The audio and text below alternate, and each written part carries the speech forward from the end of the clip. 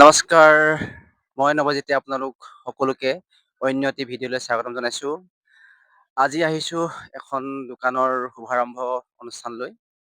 গতিকে দেৰি নকৰোঁ, যাওঁ বলক এতিয়া ভিডিঅ'ৰ মাজলৈ। পথাৰ আমাৰ, বজাৰ আমাৰ। এই শ্লোগানটো অসমৰ প্ৰায়খিনি মানুহৰ মুখতে আমি সততে শুনিবলৈ পাওঁ। কিন্তু ব্যৱহাৰিক ক্ষেত্ৰত ইয়াৰ প্ৰয়োগ আমি সততে দেখিবলৈ নাপাওঁ।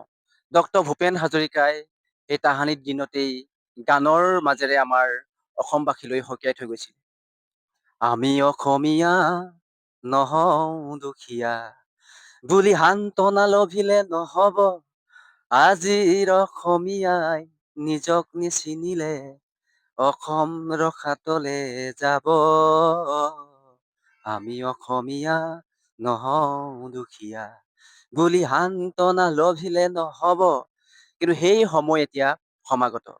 আজি আমাৰ প্ৰত্যেকেই আজি যিয়ে নিজকে অসমীয়া বুলি গৌৰৱবোধ কৰে, যিয়ে নিজকে অসমীয়া বুলি ভাবে, তেওঁলোক প্ৰত্যেকেই আজি ওলাই আহিবলৈ সময় হ'ল। কেৱল মুখতে চিঞৰি নাথাকি হাতে কামে লাগিবৰ কাৰণে প্ৰতিজন অসমীয়া ওলাই আহক, যাতে আমি অনাগত ভৱিষ্যতৰ দিনত আমাৰ শ্ৰদ্ধাৰ অসমীয়াক আমি ৰক্ষা কৰিব পাৰোঁ।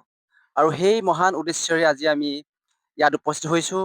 আৰু ইয়াতেই আমাৰ অতি মৰমৰ দুজন ভাইটিয়ে এখনি সৰুকৈ বিপণী শুভাৰম্ভ কৰিব বিচাৰিছে। তাকে আপোনালোকক দেখাব বিচাৰিছোঁ, আহক। দোকানখন ভালকে চলিব লাগে দেই, শুভাৰম্ভ কৰিছোঁ আৰু এনে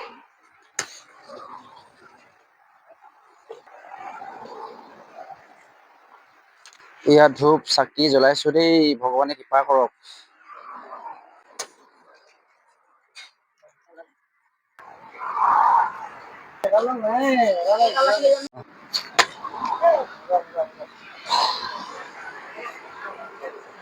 নাই, ইতিমধ্যে আপোনালোকে দেখিছে আমি দোকানখনৰ শুভাৰম্ভ কৰিলোঁ, নাৰিকল ভাঙিলোঁ, ধূপ চাকি জ্বলালোঁ।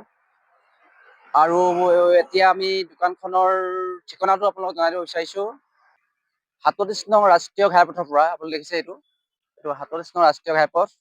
আৰু ৩৭ নং ৰাষ্ট্ৰীয় ঘাইপথৰ পৰা আপোনাৰ মৰাণ জাতীয় বিদ্যালয়লৈ সোমাই যোৱা যিটো পদূলি দেখিছে আপোনালোকে, সেই পদূলিটোৰ কাষতেই আমাৰ এই দোকানখন আজি শুভাৰম্ভ কৰা হৈছে। আপোনালোকে আহিব আৰু আশীৰ্বাদ কৰিব, যাতে এই ভাইটি দুজনে ভৱিষ্যতে যাতে ইয়াতে কৃতজ্ঞতা লাভ কৰে, আগবাঢ়ি যাব পাৰে।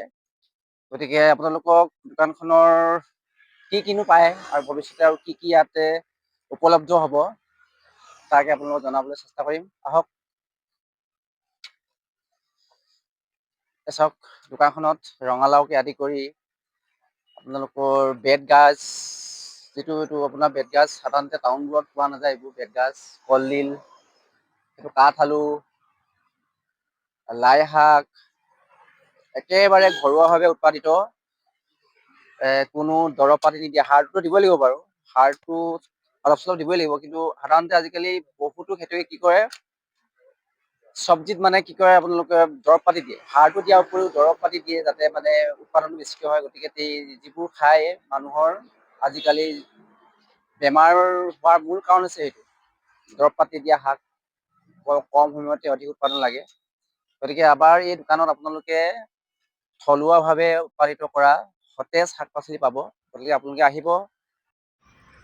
বিয়া সবাহ আদি যিকোনো অনুষ্ঠানৰ বাবে চব্জি অৰ্থাৎ কেঁচা শাক পাচলি বা যিকোনো চব্জি দৰকাৰ হ'লে আপোনালোকে অৰ্ডাৰ কৰিব পাৰিব। আৰু হোম ডেলিভাৰীৰ ব্যৱস্থা কৰা হৈছে।